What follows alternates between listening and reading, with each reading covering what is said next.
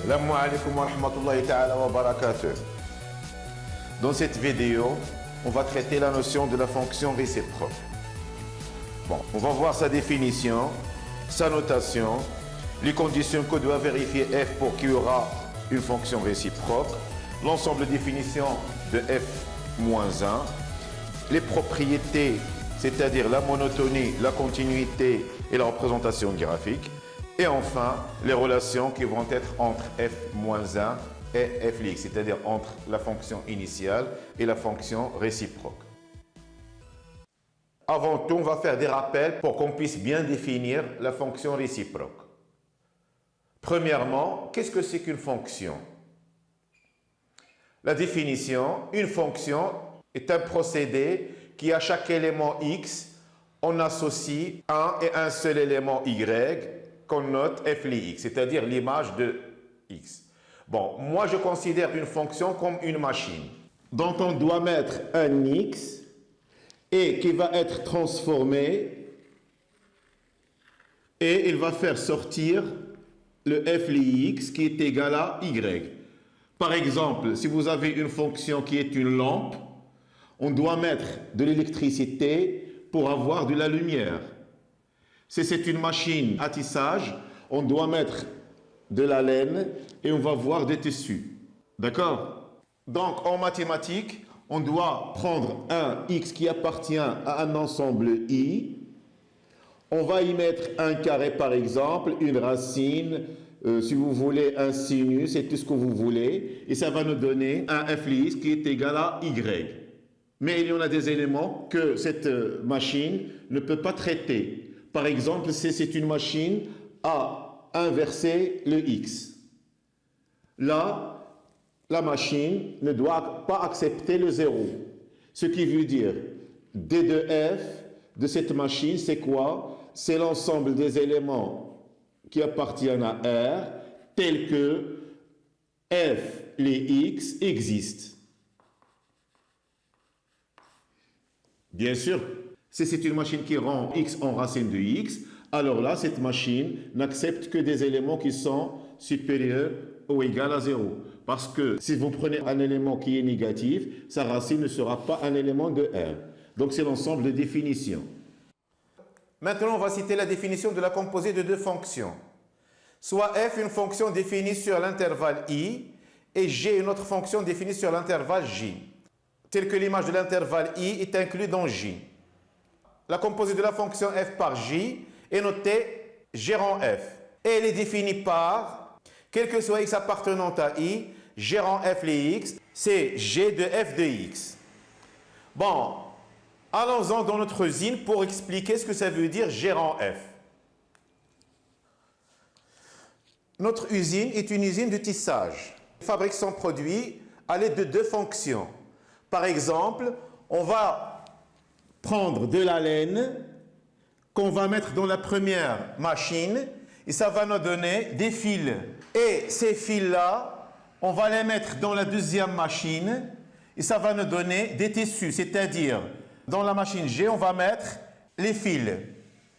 Et ça va nous donner le tissu de fils de la laine. C'est-à-dire, G rend F les X. La matière première, c'est TX, qu'on va transformer en fil et qui va être transformé en tissu. Donc, c'est G rang F. Si on veut colorer ce tissu-là, on va le mettre dans une autre machine et ça va donner H de tissu qui était sous forme de fil de la laine. Donc, ce qui matérialise G rang F. Qui concerne l'ensemble définition de G rang F. Bon, D de G rang F est égal à l'ensemble des x qui doivent d'abord répondre aux besoins de la fonction f et le produit qui va être issu de la première machine doit répondre aux besoins de la deuxième machine. C'est pourquoi on dit que l'image de i doit être inclue dans j. Maintenant, je vais définir la première bissectrice et préciser son rôle. Nous allons ici tracer la droite d'équation y est égale à x. Pour la tracer, on a besoin de deux points. Si x est égal à 0, alors y est égal à 0. Si x est égal à 1, alors y est égal à 1. Voilà les 2 points. C'est delta d'équation y est égal à x. Pourquoi on l'a appelée la première bissectrice? La bissectrice, c'est celle qui va diviser un angle en 2 angles isométriques. Ici, vous avez pi sur 2, c'est-à-dire 90 degrés. Et là, vous avez 45 et là, vous avez 45. Donc, on a dit que c'est une bissectrice. Pourquoi c'est la première? Parce qu'on va avoir une deuxième qui est d'équation y est égale à moins x. C'est-à-dire l'image de 0, c'est 0. L'image de 1, c'est moins 1. Et ça va être de cette allure. Mais ça ne nous intéresse pas. Ce qui nous intéresse, tout simplement, la première bissectrice. Pourquoi? Si on veut tracer un point de coordonnées 4, 1, l'abscisse c'est 4 et l'ordonnée c'est 1. Donc voilà notre point. C'est M de coordonnées 4, 1. Si on veut tracer le point M' de coordonnées 1, 4, c'est-à-dire l'abscisse ça devient ordonnée, l'ordonnée ça devient abscisse. L'abscisse c'est 1 et l'ordonnée c'est 4. Et voilà notre M' de coordonnées 1, 4. Qu'est-ce que vous remarquez? Moi je remarque que M' et M sont symétriques par rapport à la première bissectrice. Donc qu'est-ce qu'on remarque? Ces 2 points ont échangé leurs coordonnées, alors ils vont être symétriques par rapport à la première bissectrice. Par exemple, si vous avez un point M de coordonnées x, y, alors le point M' de coordonnées y, x, il va être symétrique par rapport à la première bissectrice. Dans cette deuxième partie de la vidéo, nous allons définir ce que c'est qu'une fonction réciproque. Soit f une fonction qui est définie sur un intervalle i. Supposons que cette fonction admet une fonction réciproque f-1 qui va être définie sur j qui est égal à f les i. C'est-à-dire, supposons que f vérifie les conditions pour qu'il admet une fonction réciproque définie sur j. Revenons dans notre usine. Allons-y. Cette fois-ci, notre usine fabrique les colliers en or. Donc, la matière première, c'est de l'or. C'est notre X. Bon, on va mettre la matière première dans cette machine-là qui va faire un travail qui est le fonctionnement F et ça va nous donner des colliers.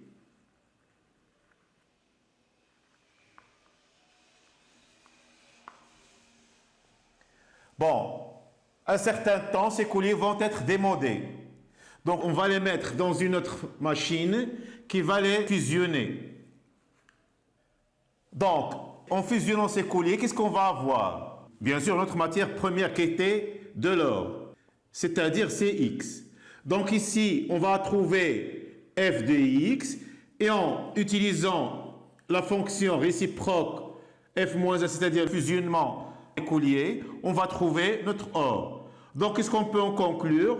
C'est-à-dire, si on a de l'or, on va lui utiliser la fonction f, mais en utilisant la fonction f-1 au collier, on va trouver notre or. Ce qui veut dire, quel que soit x appartenant à i, f-1 rang f les x va être égal à x. De même, si vous avez des colliers et ces colliers, vous allez les fusionner et vous allez les refaire, qu'est-ce que vous aurez? Des colliers. Donc tout simplement, on peut dire que quel que soit x appartenant à i, f-1 rang f les x est égal à x. Et de même, quel que soit x appartenant à j, f rang f moins 1 les x, ça va donner x. Bon, un petit résultat. Soit x appartenant à i. Donc, f les x va être égal à y. Ce qui veut dire que f moins 1 rang f les x, ça va être égal à f moins 1 les y. Je vais appliquer f moins 1 ici, f moins 1 ici. Là, on vient de voir que c'était x. Donc, x est égal à f moins 1 les y. Ce qui veut dire f les x est égal à y avec x appartenant à i. Ça veut dire que f moins 1 les y est égal à x avec y appartient à j. Donc si on fait venir f ici, ça va devenir f moins 1. On fait tout ça depuis longtemps. Par exemple, si vous avez un x plus 2 est égal à y, voilà notre fonction. Pour avoir la fonction réciproque, c'est moins 2 et c'est moins 2. Ce qui veut dire que x est égal à y moins 2. Voilà maintenant l'expression réciproque de la fonction x plus 2. Si vous avez par exemple x sur 2 est égal à y, alors on multiplie ici par 2 et on multiplie par 2, c'est-à-dire la fonction réciproque, c'est x est égal à 2 fois y. Encore, si vous avez x supérieur ou égal à 0, x au carré est égal à y, ça veut dire je vais utiliser la fonction réciproque ici et la fonction réciproque là, et ça va donner x est égal à racine de y. Ce qui veut dire, dans l'ensemble 0 plus l'infini fermé, la réciproque de la fonction au carré, c'est la racine carrée. Dans cette deuxième partie de la vidéo, nous allons utiliser tout ce qu'on vient de voir dans la première partie pour expliquer les propriétés d'une fonction réciproque. Vous remarquez que jusqu'à maintenant, on n'a pas encore parlé des conditions que doit vérifier la fonction f pour qu'il admettra une fonction réciproque sur un intervalle i. On va les voir au fur et à mesure. Voyons d'abord les propriétés d'une fonction réciproque si jamais f admet une. Maintenant, supposons que f admet une fonction réciproque sur i qui est définie sur j. La première des choses, on va voir la représentation graphique d'une fonction réciproque. Si m est un point de Cf-1, alors on sait bien que y va être l'image de x par f-1. Faisons venir le f-1 vers le y. Ce qui veut dire qu'il va devenir f, les y est égal à x. Ce qui veut dire ici, l'image de y par f, ça va être m. Donc, un point m' de coordonnées y, x va appartenir à cf. Donc, vous remarquez que m et m' échangent les coordonnées. Ce qui veut dire qu'ils sont symétriques par rapport à la première bisectrice, comme on a expliqué dans la première partie. Donc, on peut en déduire que la représentation graphique d'une fonction réciproque est la symétrie de celle de f par rapport à la première bisectrice, y est égal à x. Prenons par exemple cette proportion d'une fonction f qui admet une fonction réciproque. Bon, pour tracer la symétrie, il suffit de prendre des points remarquables, par exemple. Ce point-là a pour symétrie celui-là. Ici, voilà sa symétrie. Ici, voilà à peu près sa symétrie. Je peux prendre ce point-là comme un point remarquable. Donc, la symétrie, ça va être ici. Et pour tracer la courbe, on va passer par ces points-là. Et c'est CF-1. Quand on aura fait les branches paraboliques ou les tangentes, on peut tracer avec. Maintenant, nous allons tirer des propriétés de l'allure de la représentation graphique de f-1. Bon, comme vous remarquez ici, f était une fonction continue sur i. De même, quand on est en train de tracer f-1, on n'a pas levé le stylo, donc c'est une fonction continue. Ce qui veut dire la fonction réciproque d'une fonction continue est une fonction continue. Ce qui concerne les variations de f-1. Ici, vous avez f était une fonction qui est strictement croissante sur i. De même, f-1, elle est strictement croissante sur j. Ce qu'on peut en conclure, c'est que f et f-1 ont la même monotonie, chacun sur son intervalle. Donc, sur j, la fonction f-1 a la même monotonie que f sur i. C'est-à-dire, si f est strictement croissante sur i, alors f moins 1 va être strictement croissante sur j. Si f est strictement décroissante sur i, alors f moins 1 l'est aussi sur j. Maintenant, nous sommes arrivés au stade où on peut expliquer et détecter les conditions nécessaires et suffisantes pour qu'une fonction f admet une fonction réciproque sur un intervalle i. Ici, nous avons trois catégories de fonctions. La première, c'est une fonction qui n'est pas continue sur l'intervalle AB. Ici, la fonction qui n'est pas monotone sur l'intervalle AB. Ici, la fonction, elle est monotone, mais n'est pas strictement sur AB. Bon, nous allons maintenant tracer la symétrie de chaque courbe par rapport à la première bissectrice et on va voir ce qu'il va donner. Ici, on vient de dire que la courbe n'est pas continue. Voilà la symétrie de ce point-là, c'est ici, à peu près. Celui-là a pour symétrie ce point. Celui-là a pour symétrie ce point. Celui-là a pour symétrie celui-là. Donc, la courbe va prendre cette allure.